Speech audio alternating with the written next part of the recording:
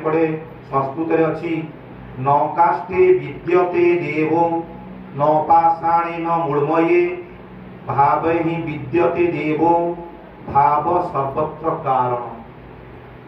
तार ओडिया हूँ यहीपरी न काष्ठे विद्यते देवो काठरे देवता नथांती बा देवता विराजमान करती नाही। न पाषाणे पाषाण बोले पत्थर ठाकुर नथांती। न मृण्मये मृण्मय माने माटीर जो मूर्ति रे ठाकुर नथांती। भाव ही विद्यते देवो भाव सर्वत्र कारण। भावरे ही ठाकुर थांती से भावर ठाकुर एवं आम भाव को से ग्रहण करती आमर आंतरिकता को से ग्रहण करती। एवं आमे जदि भाविबा आम आगे जो चारोटी फटो विद्यमान अच्छी काठरे तैयारी उपरे काच से साधारण फटो बोली ताला आमे भूल हो जिबा हमर। एवं जो काठ बा काच फटो तैयारी आम चारोटी अच्छी श्री श्री ठाकुर विग्रह जगतजननी माँ विग्रह बड़दा विग्रह एवं आचार्य विग्रह सीते से जीवंत भावे अछंती एवं आमर प्रत्येक कार्य प्रत्येक कथा शुणुचंती।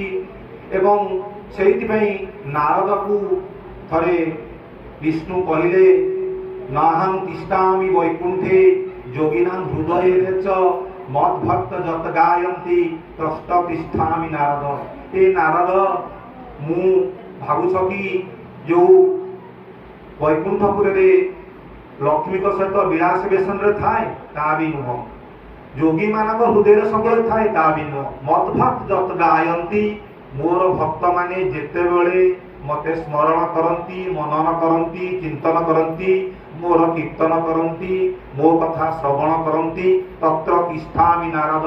हे नारद सेठी थाए आउ कोठी न था।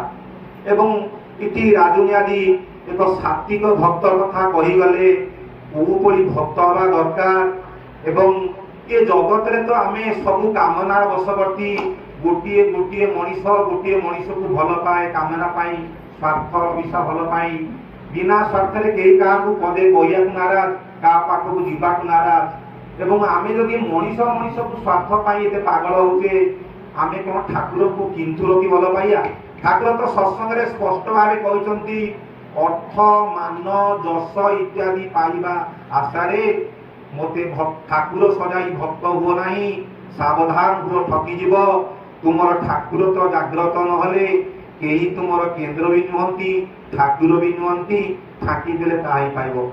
मते अर्थ पाई डाकनी मु अर्थ रे बंधा नुह मते मान जस पाई डाकनी